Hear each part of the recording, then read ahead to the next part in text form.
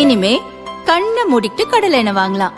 ஏன்னா மந்த்ரா கடலை எண்ணெய் இதயத்தின் தயாரிப்பு. வறுக்க பொரிக்க ஏன் எல்லா சமையலுக்கும் மந்த்ரா தான். மந்த்ரா கடலை எண்ணெய், அபார ருசி, ஆரோக்கியமான உடல் நலம்.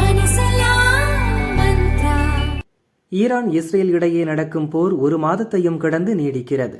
இஸ்ரேலுக்கு ஆதரவாக அமெரிக்காவும் ஈரான் மீதான தாக்குதலை தீவிரப்படுத்தியுள்ளது. அமெரிக்காவுக்கு பதிலடி தரும் வகையில் ஈரான் படை பல்வேறு வகைகளில் பதில் தாக்குதலில் ஈடுபட்டுள்ளது. ஈரானின் ஏவுகணைகள் இஸ்ரேலின் ராணுவ கட்டமைப்புகளை பதம் பார்ப்பதுடன் அண்டை நாடுகளில் நிறுத்தி வைக்கப்பட்டுள்ள அமெரிக்க ராணுவ நிலைகளையும் தாக்கி அழித்து வருகின்றன.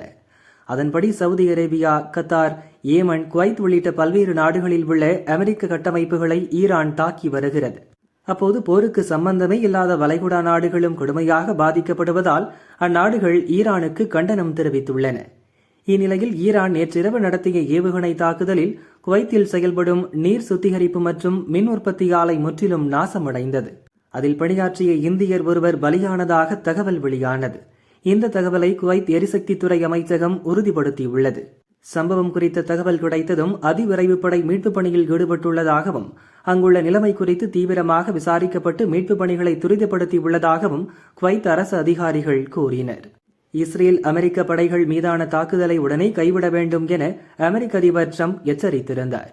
தற்போது ஈரானுக்கு எதிரான தாக்குதலை இன்னும் தீவிரப்படுத்த அமெரிக்க படைபலத்தை அதிகரிக்கும் நடவடிக்கையை ட்ரம்ப் மேற்கொண்டுள்ளதாக தகவல் வெளியாகியுள்ளது.